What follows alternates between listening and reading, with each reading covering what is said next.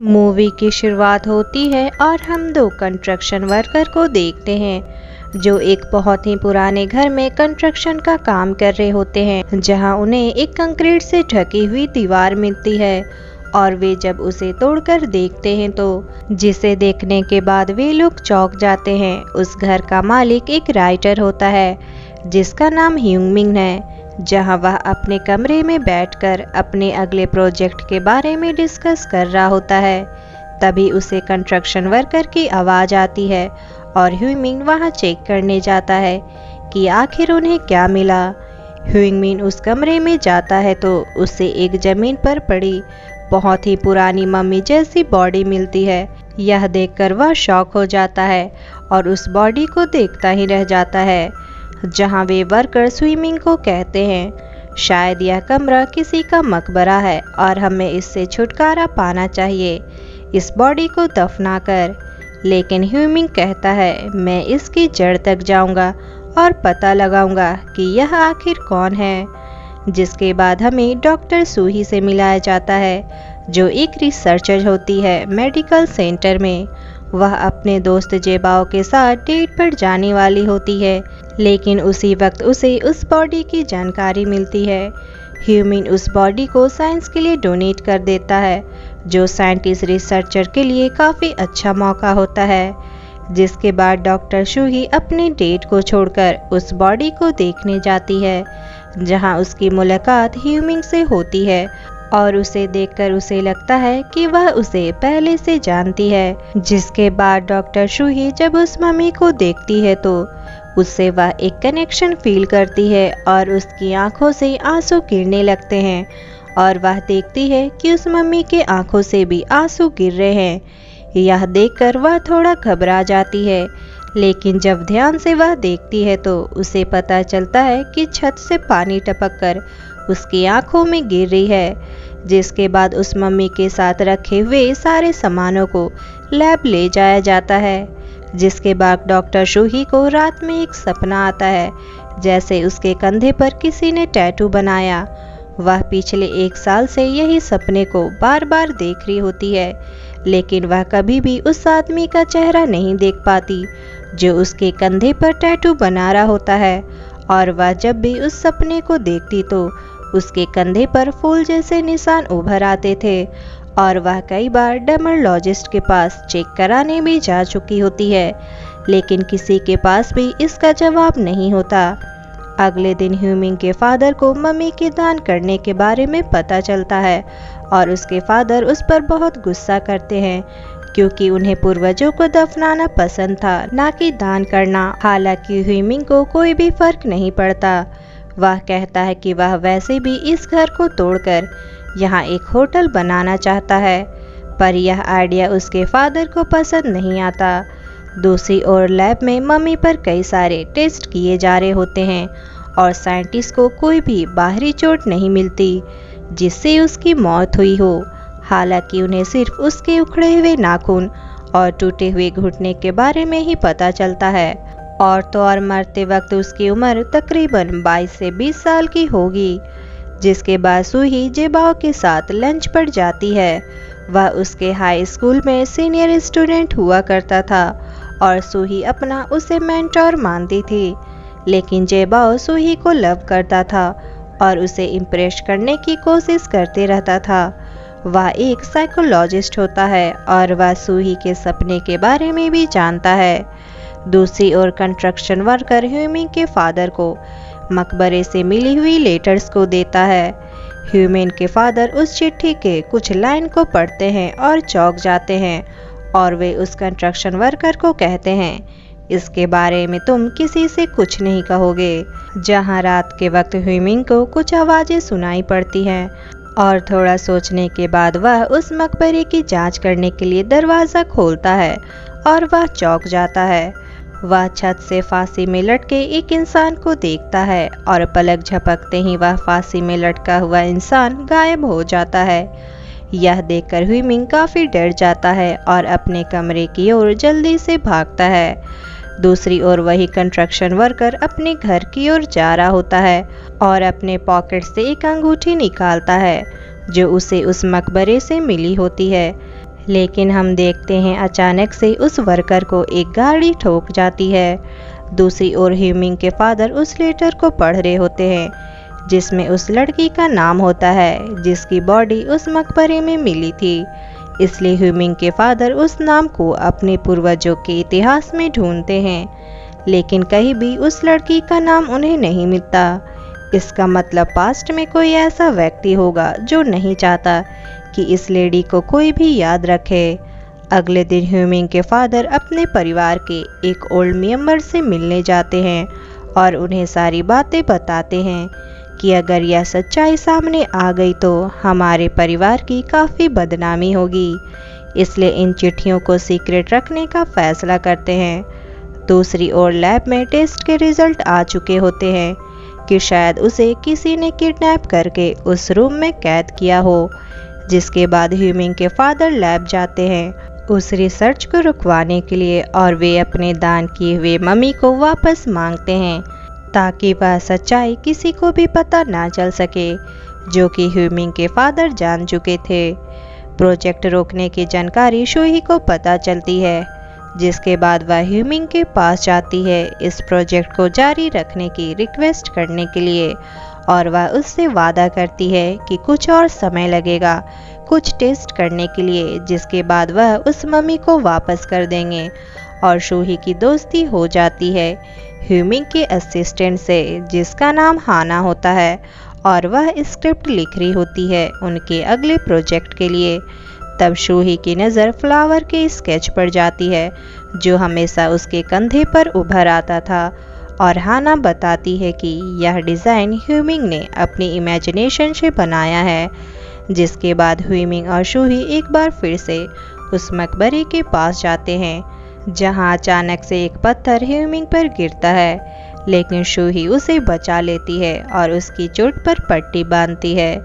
जहां शूही उससे उस फूल के बारे में पूछती है, जहां ह्यूमिंग बताता है कि वह एक तरह का टैटू है जिसे एक प्रेमी अपनी प्रेमिका के शरीर पर बनाता है, और यह चिन्ह है प्रेम के प्रतीक का। और शूही उसके एक्सप्लेनेशन को सुनकर थोड़ा हैरान हो जाती है। जिसके बाद हम देखते हैं ह्यूमिंग का ब्रदर दूसरे शहर में काम करता है और वह यहाँ कुछ फंड कलेक्शन करने आया होता है। उसी रात फिर से शूही वही सपना देखती है, लेकिन इस बार वह अपने सपने में अपने कंधे पर उस टैटू को पूरा होते हुए देखती है, और यह एक फ्लावर होता है जो बिल्कुल ह्यूमिंग की फ्लावर से मैच करता है। अगले दिन शूही काम पर होती है और वो अभी भी अपने सपने के बारे में ही सोच रही होती है, लेकिन तभी उसकी कलीग उसके हाथों में मम्मी की तस्वीरों को देखती है, जहां वह मम्मी के कंधे पर एक फूल का निशान देखती है और वह एक फ्लावर की टैटू की तरह दिख रहा होता है। जिसके बाद शूही एशियंट आर्टिफैक्ट कलेक्शन के पास जाती है, जहां मम्मी के मकबरे के पास से मिली सारी चीज़ें रखी हुई होती हैं, जहां एक्सपर्ट बताती है शूही को कि हमारे पास जो सामान मिला है उसमें स्याही और कलम भी है। शायद उसे लिखने का शौक हो, पर हमें कोई भी लिखी हुई चीज़ नहीं मिली। जिसके बाद शूही दोबारा उसी मकबरे में जाती है छानबीन करने, शायद उसे कहीं कुछ लिखा हुआ मिले, लेकिन वहां अच्छे से तलाश करने पर उसे दीवार में पंजों के निशान दिखाई पड़ते हैं, जो साफ जाहिर है उस मम्मी ने मरते वक्त किया होगा।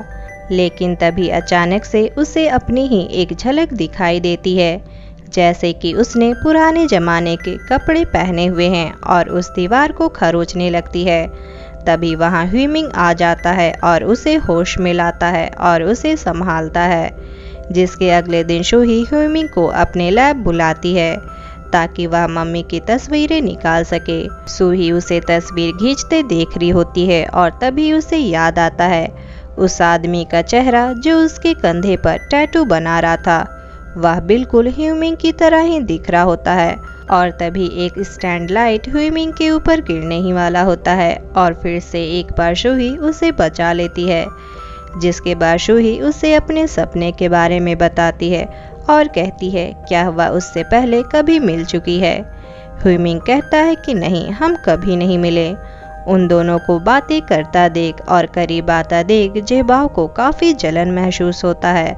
जिसके अगले दिन ह्यूमिंग अपने घर पर फिर से एक अजीब सी आवाज़ सुनता है और वह फिर से उसी मकबरे की ओर जाता है, जहां वह फिर से उसी अनजान इंसान को देखता है जो फांसी के फंदे पर लटका होता है और पलक झपकते ही वह फिर से गायब हो जाता है। जिसके बाद वह डॉक्टर से मिलने हॉस्पिटल जाता है, जहां उसे जेबाओ देख लेता है और वह अपने डॉक्टर दोस्तों से कहकर उसे अपने पास ट्रांसफ़र कर लेता है और उसकी जांच करने लगता है, जहां वह ह्यूमिंग को मेडिकल प्रोसीजर के दौरान हिप्नोटाइज कर लेता है, यह देखने के लिए क्या उसके साथ बचपन में कोई दुर्घटना तो नहीं घटी।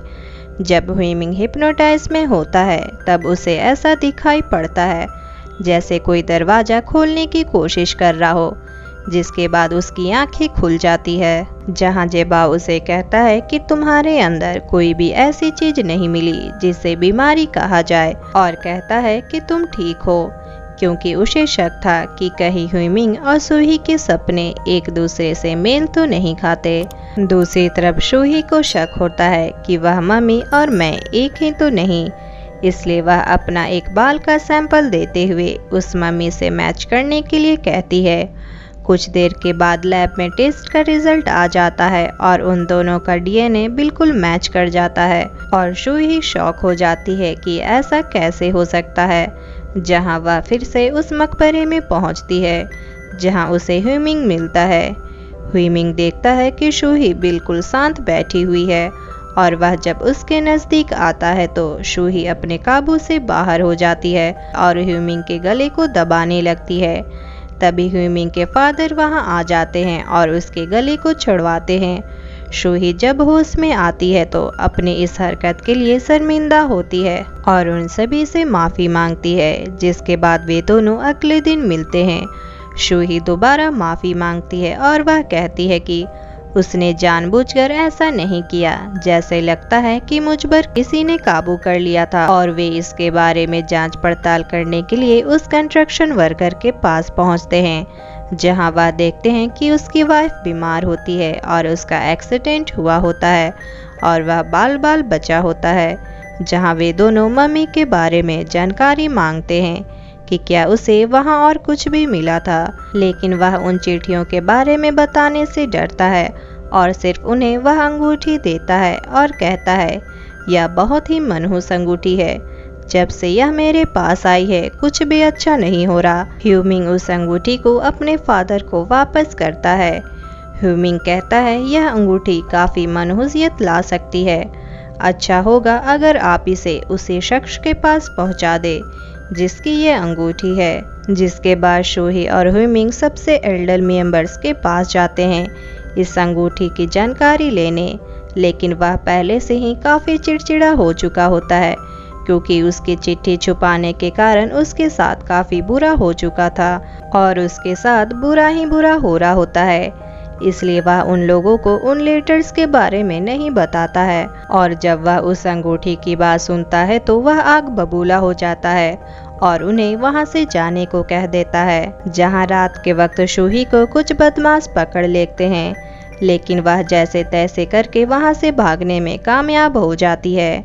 जिसके दूसरी तरफ हम ह्यूमिंग के भाई को देखते हैं। उन्हीं लेटर्स को उस ओल्डर मेंबर से वह चुरा लेता है और सूही को बेचने की कोशिश करता है ताकि वह उन पैसों से शहर में जाकर फिर से अपना बिजनेस चालू कर सके। आखिरकार सूही को उसके जवाब सामने नज़र आ रहे होते हैं और वह उन लेटर्स को खरीद लेती है।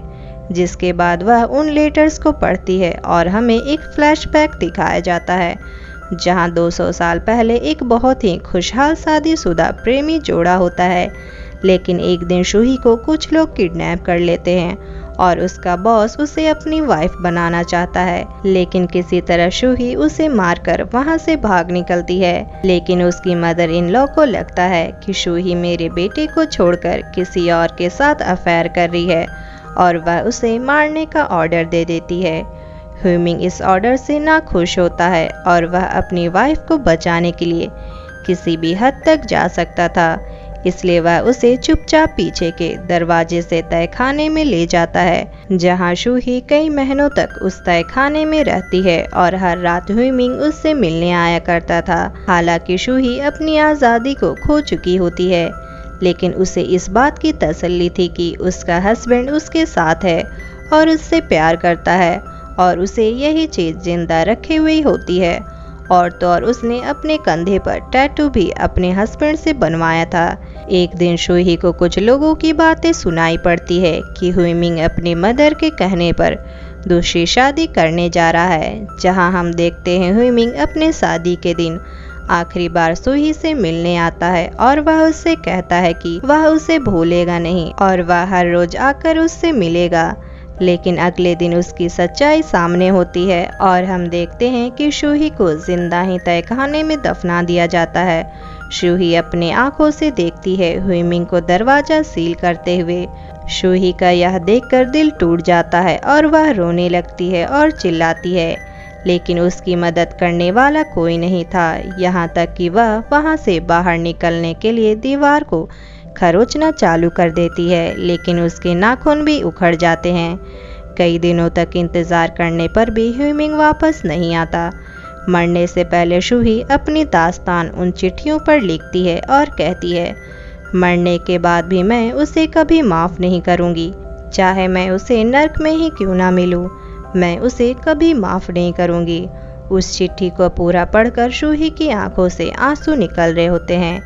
अगले दिन शूही ह्यूमिंग को चेतावनी देती है कि वह दोबारा उस मकबरे में ना जाए, क्योंकि वहाँ तुम्हारी जान को खतरा है और अब से हम दोनों के लिए यही अच्छा होगा कि हम ना मिले। जिसके बाद ह्यूमिंग इस बात को सुनकर काफ़ी कंफ्यूज हो जाता है और अपनी खींची हुई तस्वीर को देख रहा होता है, जिसमें उसे शूही की एक तस्वीर में परछाई देखने को मिलती है।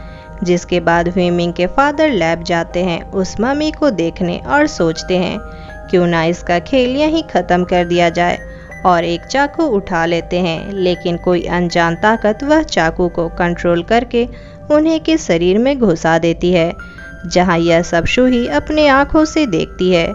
जिसके बाद पुलिस वहां आ जाती है और शक के आधार पर शूही को गिरफ्तार कर लेती है, लेकिन सीसीटीवी कैमरा रिकॉर्डिंग देखने पर मामला साफ हो जाता है और शूही को छोड़ दिया जाता है। जिसके बाद शूही हॉस्पिटल में लेटर्स को ह्यूमिंग के फादर के पास छोड़कर इन सब चीज़ों से आगे बढ़ने का फैसला करती है। जिसके बाद वहाँ ह्यूमिंग आता है और उन्हें वह लेटर्स दिखते हैं और उसे सारी सच्चाई का पता चल जाता है।